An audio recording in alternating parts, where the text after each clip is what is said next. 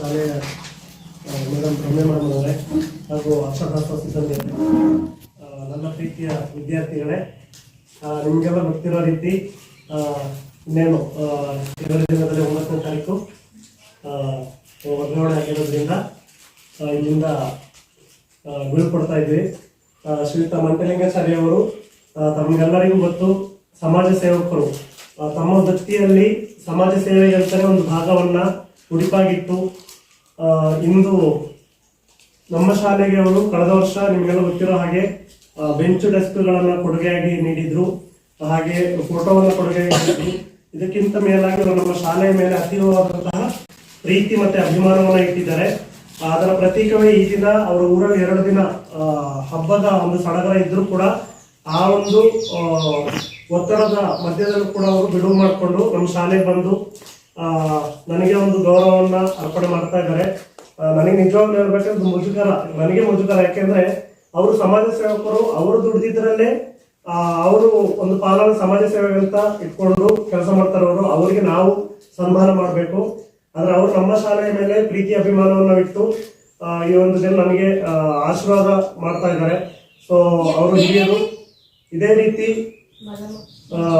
ಅವರ ಆಶೀರ್ವಾದ ನಮ್ಮೆಲ್ಲರ ಮೇಲೆ ಇರಲಿ, ಹಾಗೆ ನಮ್ಮ ವಿದ್ಯಾರ್ಥಿಗಳ ಮೇಲೆ ಇರಲಿ. ಇದೇ ರೀತಿ ಅವರ ಸಮಾಜ ಸೇವೆ ಮುಂದುವರಿಲಿ.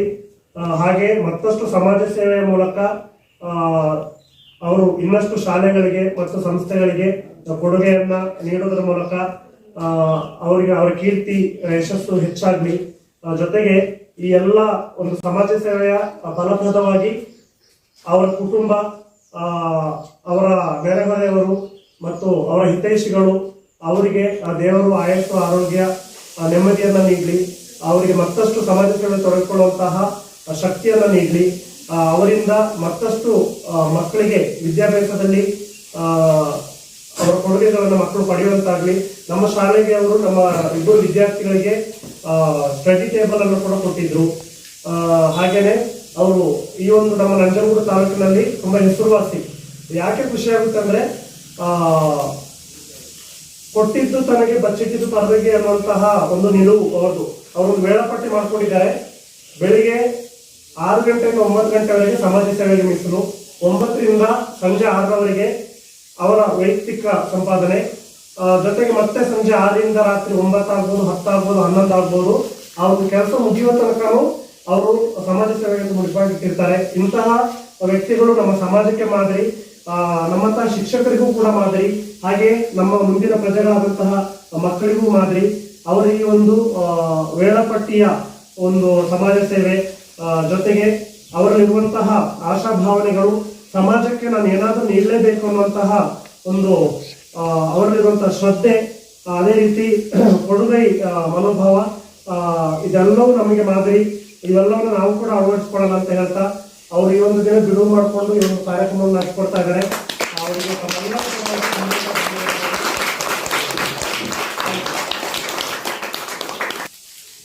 ಶಾಲೆಯ ಗುರುವಿನ ಪಾದಕ್ಕೆ ನಮಸ್ಕರಿಸ್ತಾ, ಹಾಗೂ ಶಾಲೆಯ ಶಿಕ್ಷಕರು ಮಕ್ಕಳ ಪಾಲಿಗೆ ದೇವರು ಅನ್ನೋಕ ಯಾವಾಗಲೂ ಇಷ್ಟಪಟ್ಟಿರ್ತೀನಿ. ಈ ಶಾಲೆಯ ಶಿಕ್ಷಕರು ಮಕ್ಕಳ ಪಾಲಿಗೆ ದೇವರು ಅನ್ನೋ ಪದ ಎಲ್ರಿಗೂ ನಾವು ಬಳಸಕ್ಕಾಗಲ್ಲ. ಇವರು ತಮ್ಮ ಊರಿಂದ ಕಷ್ಟ ಆಗಲಿ, ಸುಖ ಆಗಲಿ, ಮಳ ಆಗಲಿ, ಚಳಿ ಆಗಲಿ, ಇವೇ ನಮ್ಮ ಮಕ್ಕಳು, ಇವೇ ನಮ್ಮ ಕುಟುಂಬದವರ ಮಕ್ಕಳು ಅಂದ್ಕೊಂಡು ಅಲ್ಲಿಂದ ಇಲ್ಲಿ ಬಂದು ಅವರು ತಮ್ಮ ಊರಿಂದ ಬರಬೇಕಾದ್ರೆ ತಮ್ಮ ಮಕ್ಕಳಿಗೆ ಹೆಸರಿಸ್ಕೊಂಡೇ ಬಂದು ಬರ್ಬೋದು. ಸ್ಕೂಲ್ ಕಾಂಪೌಂಡಿಂದ ಒಳಗೆ ಬಂದಾಗ ತಮ್ಮ ಮಕ್ಕಳ ಮತೆ ಬಿಟ್ಟಿರ್ತಾರ. ಈ ಶಾಲೆಯ ಮಕ್ಕಳೇ ನಮ್ಮ ಮಕ್ಕಳು ಅಂದ್ಬಿಟ್ಟು ನಿಮ್ಮಲ್ಲಿ 4 ಆಗಲಿ 4 ಆಗಲಿ ನಿಮ್ಮಲ್ಲಿ ಗಂಟ ಕೊಡ್ತಾರೆ. ಕಷ್ಟ ಸುಖ ಹಂಚ್ಕೊಂಡು ತಮ್ಮ ಶಕ್ತಿ ಮೀರಿ ನಿಮ್ಮ ವಿದ್ಯಾದಾನ ಮಾಡಿ, ನಿಮ್ಗೆ ಅವ್ರ ಶಕ್ತಿ ಮೀರಿ ವಿದ್ಯಾದಾನ ಮಾಡ್ಕೊಡ್ತಿದ್ರಲ್ಲ, ಯಾವ ಕಾರಣಕ್ಕೂ ಇವ್ರನ್ನ ಮರೆಯಕ್ಕಾಗಲ್ಲ ಅಂತ ನನ್ನ ಭಾವನೆ. ಇವತ್ತಿನ ಹೆಚ್ಚಿಗೆ ಮಾತಾಡಿಲ್ಲ, ನಂಗೆ ಸಂತೋಷ ಪಡೋಂಥ ಕಾರ್ಯಕ್ರಮ ಅಲ್ಲ ಇದು. ಆದ್ರೆ ಒಂದು ದುಃಖಕರ, ಈ ದುಃಖಕರವನ್ನು ನಾನು ಹೆಚ್ಚಿಗೆ ಮಾತಾಡಂಗಿಲ್ಲ ಲೆಕ್ಕ, ಬೇರೆ ಕಾರ್ಯಕ್ರಮ ಮಾತಾಡ್ತೀನಿ. ಇಷ್ಟನ್ನು ಹೇಳಕ್ಕೆ ನಾನು ಇಷ್ಟಪಡ್ತೀನಿ.